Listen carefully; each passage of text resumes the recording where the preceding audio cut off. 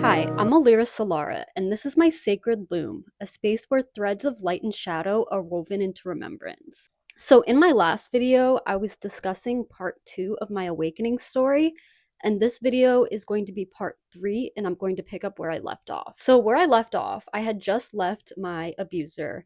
I moved in with my grandparents, and I was in really rough shape, so I gave myself a bath. It was a sacred act of caring for myself that I hadn't done in a long time. So this was kind of like a gift to myself after all of the trauma that I had allowed myself to go through. And as I was in this bath, I was surrounded by these little white lights. And instead of being afraid, like I normally was, of seeing visions like this, I felt strangely comforted. And I really felt like I was being held in that moment. And so, in that moment, I invited the universe to continue to reach out to me in this manner. And it did. Within the next couple days, I started becoming flooded with spiritual downloads and visions. The most poignant vision that I saw was my own higher self. And I didn't know that it was my higher self at first. But the way that it showed itself to me was with an eye. And I'm not talking about like a vision of an eye or a symbol. I mean, I was sitting in my room one day looking at the arm of my chair, and all of a sudden I saw an eye, and it was like tearing through the threads of reality. It was like peeking through the curtain of reality at me. And it was not just an image, it was a sentient eye that was looking at me. It was blinking, it had expressions, and it was seeing me, and I could tell it was looking at me. And I was so shocked when I saw it that I kind of jumped. I was startled. And once I jumped, the eye seemed to kind of smile, not in a sadistic way or like a sinister way, but more like a friendly, familiar way. Like it was tickled that it surprised me. And so I stared at this eye, and we were just making loving eye contact. It was just staring lovingly back at me. And I was trying to figure out what this vision was supposed to be telling me. And so I was trying to communicate and send thoughts to the eye and say, "What are you here to show me?" And I didn't hear anything in return. I didn't get a response. The eye just kept blinking and smiling back at me as if just to say, "I'm here." And in time, as the eye continued to show itself to me, I came to realize that it was a visualization of my higher self confronting me in real life. And so I started to speak back to it, and we developed a language. I would send thoughts of love inward to my higher self, and then I would feel it vibrating back out as if myself was sending the love back. And then I started kind of experimenting with it, and I got my phone and I had all my music, all my songs up, and I said to the eye, "I'm going to shuffle my music, and the first song that plays, let it be a message for me." So I did that. The first song that played was Mirrors by Justin Timberlake. And I've heard that song a million times, but I really listened to it in this moment, and it felt like a love letter from my higher self to me, but then also a love letter from me to my higher self. It was like a very reflective moment. If you listen to the song, he's basically saying like, "I'm always on the other side, even if the glare makes it hard to find. Like, I'm always here. I'm a reflection of you, and you're my mirror. And we are so beautiful together. We're both beautiful reflections of each other." And I was listening to the words and just really feeling the message. And it was moving. I started to realize the universe itself is a mirror, and everything that you put out comes back to you, and everything that you put in also reflects back out. So it was the first moment that I really learned that in depth. And I started channeling my higher self. Like I would be writing, and I actually looked back at my journal entries years later, and I noticed like in my journal entries, sometimes I would be writing in one handwriting, and then all of a sudden I would cross something out and the handwriting would be slanted and change, and I could tell it was like my higher self intervening and channeling through my writing. And around the time that I started channeling my higher self, I also started getting to know my shadow self. My shadow self was the parts of me that I had repressed and hidden in a way and deemed not worthy of existing, but they never went away when I pushed them away. They just lived in my shadow. And my shadow was an identity within myself that held all of these uncomfortable parts of me that I had been avoiding. So I had to come face to face with my shadow and really discover what I had been hiding from myself. And one thing that I noticed is that my shadow didn't want to be fixed, it only wanted to be held.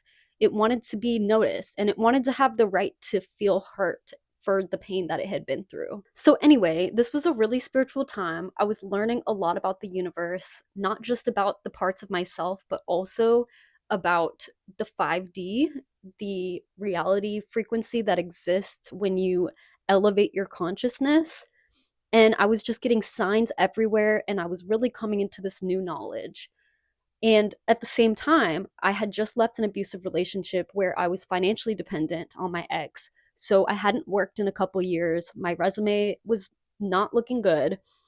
And I was really in a dark, I had a lot of shadows that I had to work through. I wasn't going to be able to just pick myself up and continue onward without some really determined effort. I kind of had to relearn what it is that I wanted to do in the world. I had gotten my bachelor's degree in social work during COVID, but I had tried out social work jobs and it just wasn't for me. And so, one thing that I always had wanted to do was work in the legal industry. So, I basically set that intention and I was like, you know what? That's what I want to do now. I want to be a paralegal. But I didn't have any legal experience. All I had was my bachelor's in social work. So it wasn't going to be easy to just jump into the legal field. So I decided to start with like a receptionist position. But even a receptionist position was hard to nail. And I got really into words of affirmation and words as spells. And I started to realize that like my thoughts had been taken over by darkness during the time I was with my ex. And because of that, I was manifesting all of this negativity for myself subconsciously. The moment that this really sunk in was a couple weeks after I left my ex, and I was just in my room at my grandparents' house. And I started listening to this YouTube video where they spoke affirmations. And it moved me so deeply, even though the affirmations were extremely simple. They were saying, I am beautiful. I am radiant. I am uniquely beautiful. I have power within me, things of that nature. And even though they were simple statements, I began to cry uncontrollably because I was repeating the statements back to myself as I heard them. And it had been so long since I had spoken kind words to myself that it made me fall apart when it finally happened. I realized this was the first time I had called myself beautiful in months. And it was a shock to my consciousness because I was not used to cultivating this kind of positivity with my thoughts. So that was the moment that I realized, wow, words are powerful. And if I tell myself these positive thoughts more often, I might start to feel better about myself. And that's what I did. I kind of made manifestation my whole personality after that. I started scripting every day. I would manifest. I had a manifestation journal. I did vision boards. I did vision wheels. I did all the techniques in the book to embody the new life that I was calling in. And what I was calling in was a legal career. I wanted to work in the legal field. I wanted to do something meaningful and have a meaningful job that brought me satisfaction and that I was passionate about. And I've always been passionate about fairness and equity. So I felt like the legal industry was the place for me to go. So I went through a bunch of interviews. Some of them went well, some of them not as well, but I never got a call back. I was really fighting to show these employers that I was worth hiring because I had no legal experience and it's a competitive field. So I ended up getting this one interview and I thought it went really well. But unfortunately, they called me afterwards and said, "Hey, we're going with another candidate that has more experience," which story of my life at that point. I was starting to get kind of discouraged after a while. And one morning after I had gotten another decline, I was just like laying in bed, kind of lingering. It was like 11 a.m. and I still hadn't gotten out of bed. Even though I was awake, I was just kind of depressed and I wasn't ready to face the day. And then I got a phone call.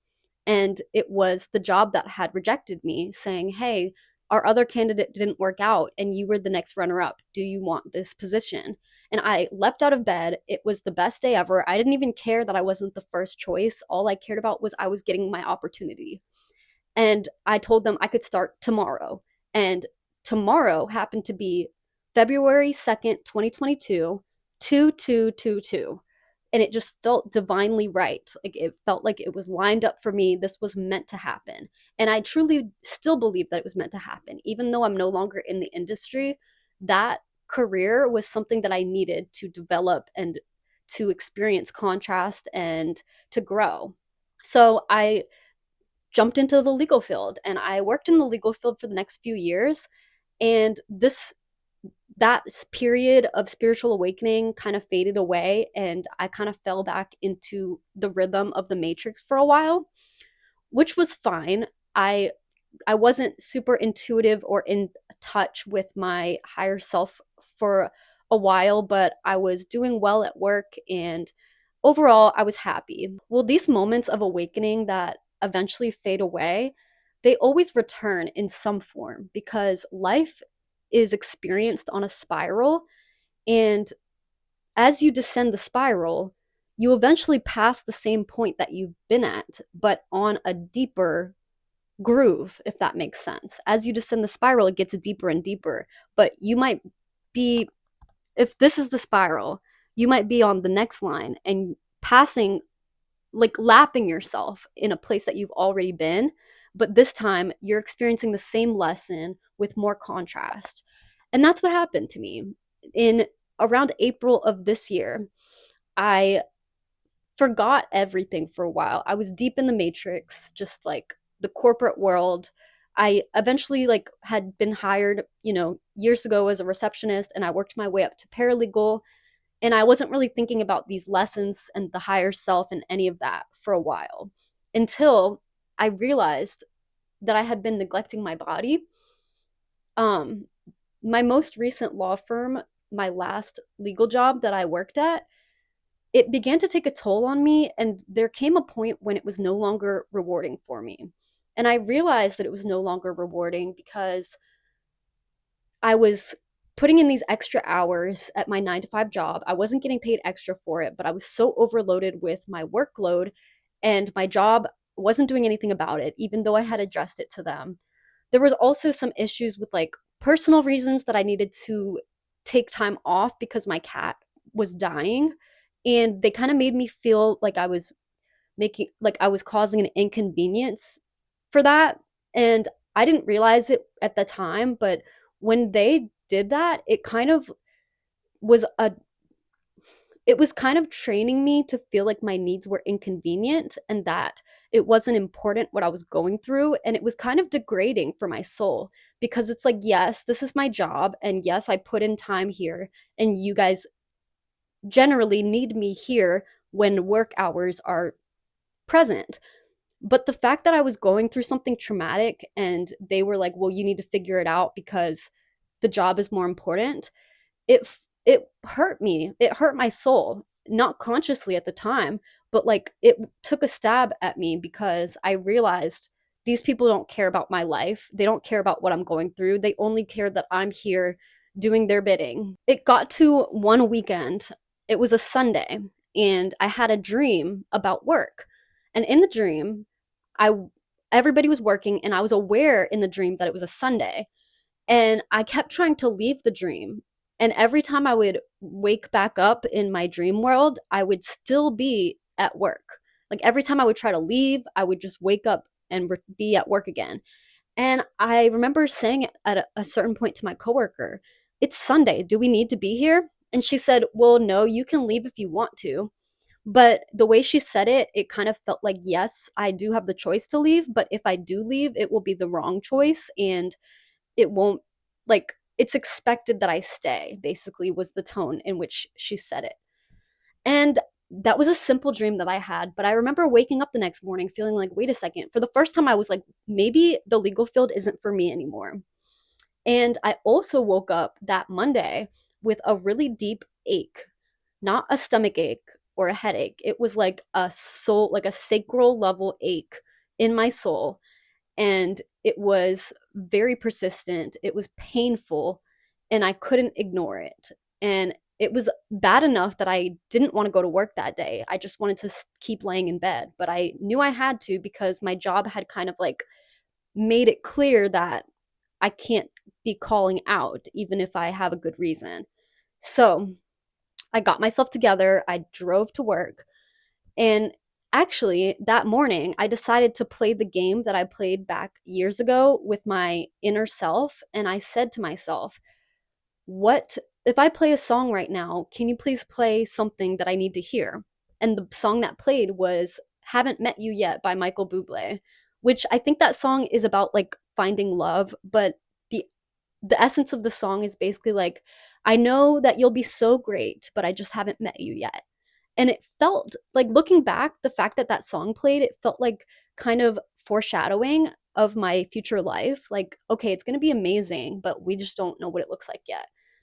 So I didn't really get that message at the time. I kind of just not disregarded it, but took it with a grain of salt and went to work. And the pain persisted when I got to work. And it was so bad that I decided to take an early lunch break. So I drove to a nearby parking lot and just like sat in my car trying to relax. And the pain wouldn't go away. And I started to kind of like debate whether I should just leave for the day. And I started typing out a text to my supervisor explaining, like, hey, I'm having this stomach pain. Like, can I leave? But then, like, I didn't send it. And then I started to delete it. And then I retyped it. But there was so much conflict in my mind of whether I should send it or not, because I was like, part of me was like, I really want to take care of myself. But the other part of me was like, well, they're going to think you're a bad worker and they're going to be mad at you if you don't stay. So, in the midst of my indecision, as I tried to decide whether to send the text or not, my car spontaneously broke down. It just like, it was running and I was sitting in it, and then all of a sudden it stopped. And I couldn't turn it back on. And I realized the universe, it felt like divine permission. The universe was basically saying, like, here's your excuse to not go back. And so I took that. Immediately I was like, that's my sign. And I texted my supervisor, and I didn't even tell her about the car, because this was not even about needing a day off. This was also a moment of like proving something to myself and honoring my soul. And it's like, I don't need an excuse for why I'm not coming back. I'm just not feeling well. I don't need to say that my car broke down. If I'm not feeling well, that should be a good enough reason. At least in my head, it's like, I should not be selling my well being to this company. I don't get paid enough.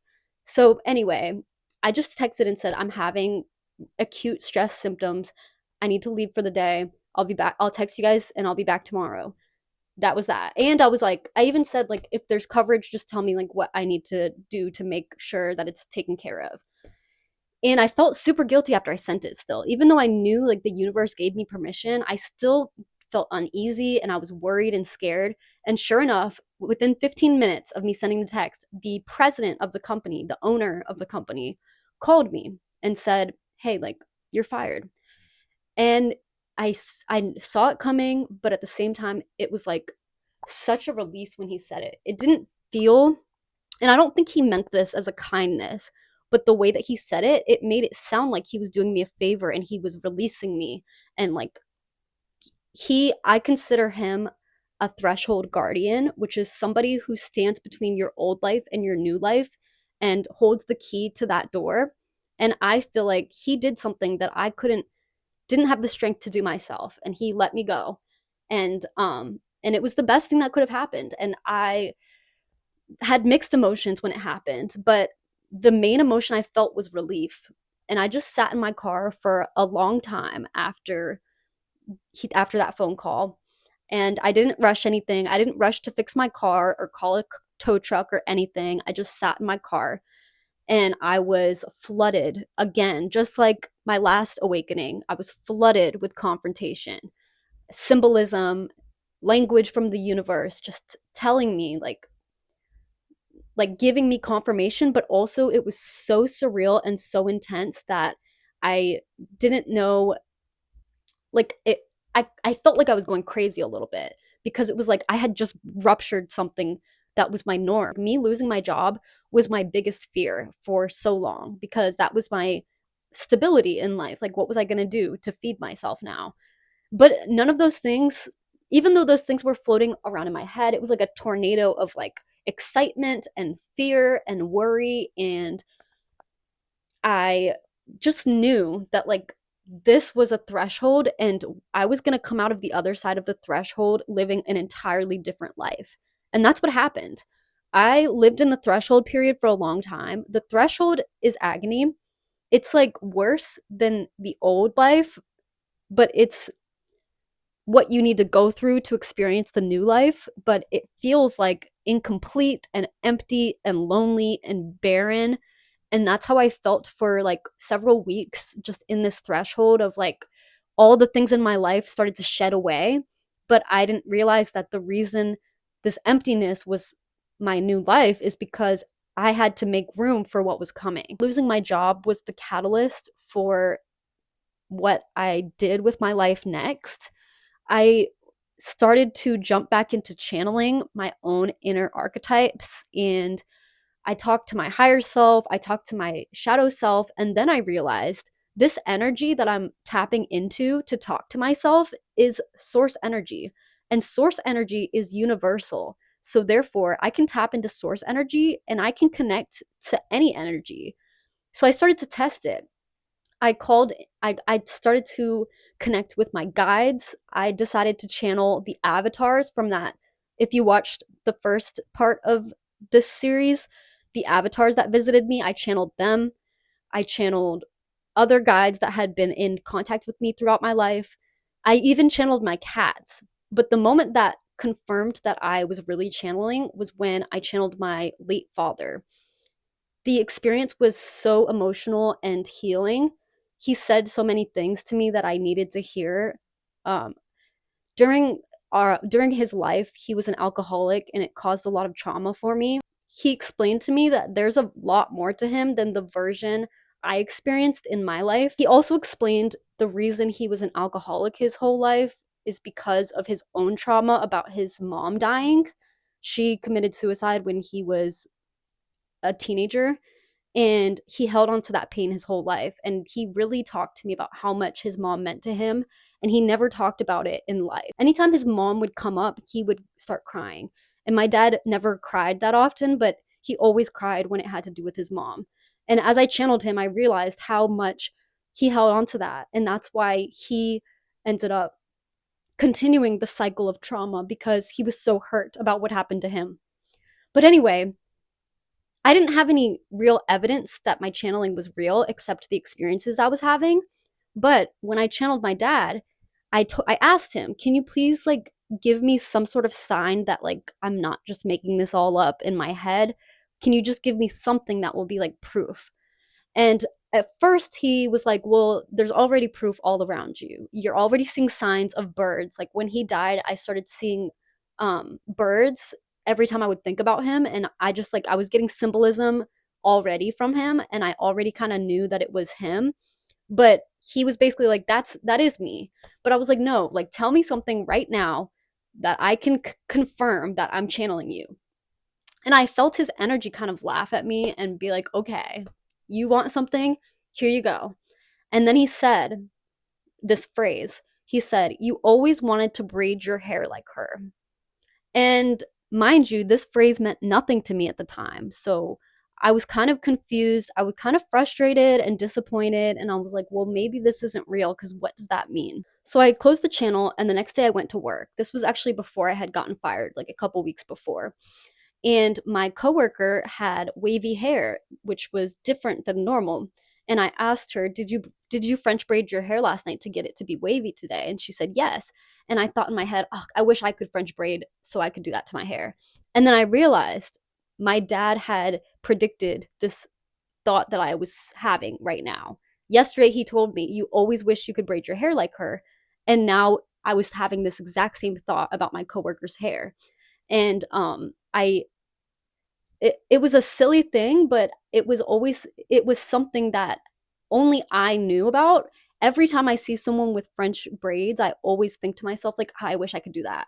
And it's just like a funny thing that like I've never shared this with anybody, but that's a skill I wish I had. And every time I see someone with French braids or think about French braids, I'm like, I wish I could do that. And so the fact that he recalled that without me even making that connection until the next day, I smiled so big because I was like, that was my dad. He was confirming this for me. So after this, I was sure that my channel was true, and I started offering readings to other people. First, it was just my friends. I was just testing out, like, what if I started doing this? What if I opened a shop? And I did it. A couple of my friends were very supportive in the beginning before I even had a following, and they gave me a chance to give them a reading. And they were like, Liz, this was so accurate. It brought me to tears. You need to pursue this. This is what you're meant to do with your life. And I knew that it was. I knew that this was going to be my calling, and that's what it is now. I started posting on TikTok. I opened an Etsy shop, and now I have a YouTube channel. And I'm in the phase of expansion now, and I'm offering my words to other people, and it's resonating. And all of this happened because of the darkness, because of the ruptures in my life. None of this could have happened without that.